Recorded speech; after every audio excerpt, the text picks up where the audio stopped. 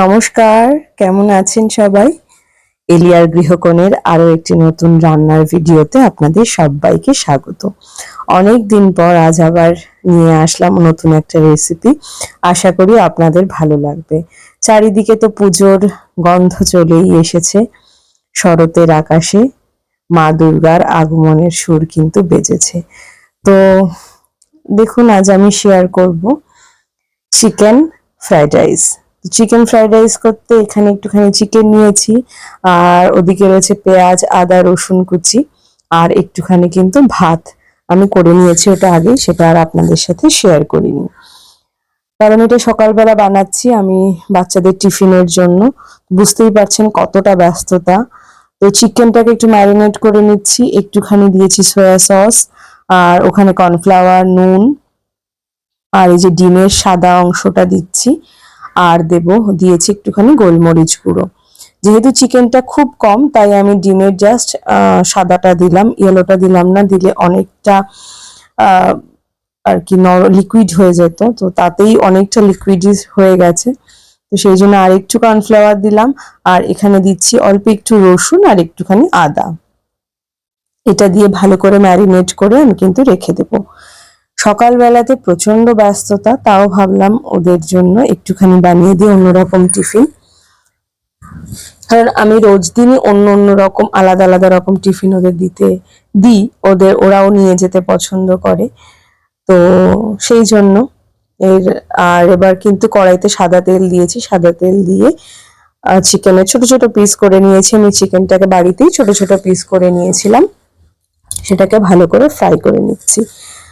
Normal যে chicken আমি কিনে এনেছিলাম তার থেকে দুটো তিনটে পিস আর কি, যেগুলো সলিড পিস থাকে তো চিকেনের, সেটাকে আমি সরিয়ে রাখি। তো আর মাঝে মাঝে ওটা প্রয়োজন বিশেষে আমি ব্যবহার করি, কখনো ফ্রাইড রাইসে দিই, কখনো নুডলসে দিই। তো আজ ফ্রাইড রাইস বানিয়ে দিচ্ছি বলে ভাবলাম একটু অন্যরকম ভাবে করে দিই বাচ্চাগুলোকে।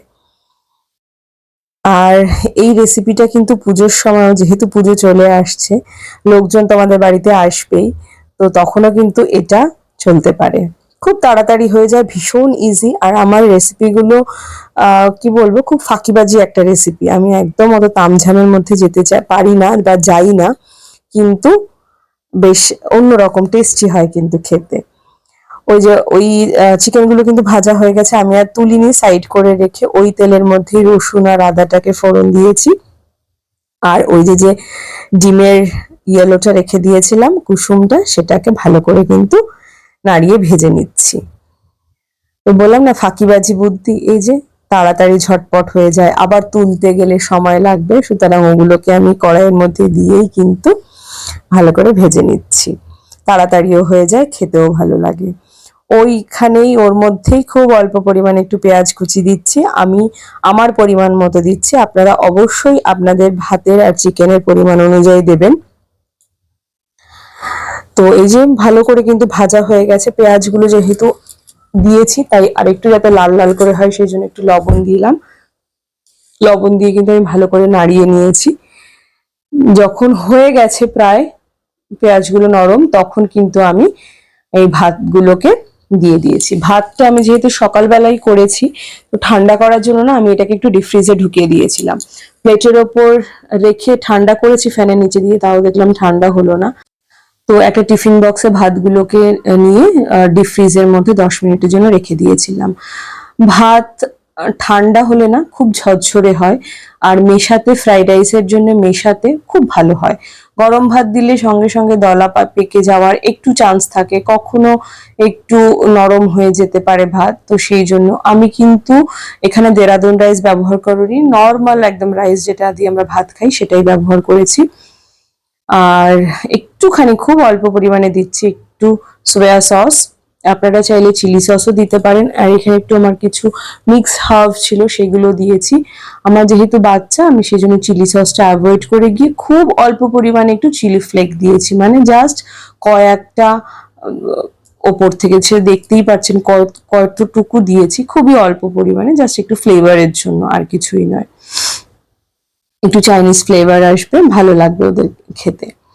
তো এই chicken fried rice is ready to serve. প্রচন্ড তাড়াতাড়ি হয়ে যায় রান্নাটা, আর খেতে কিন্তু ইয়াম্মি হয় খেতে।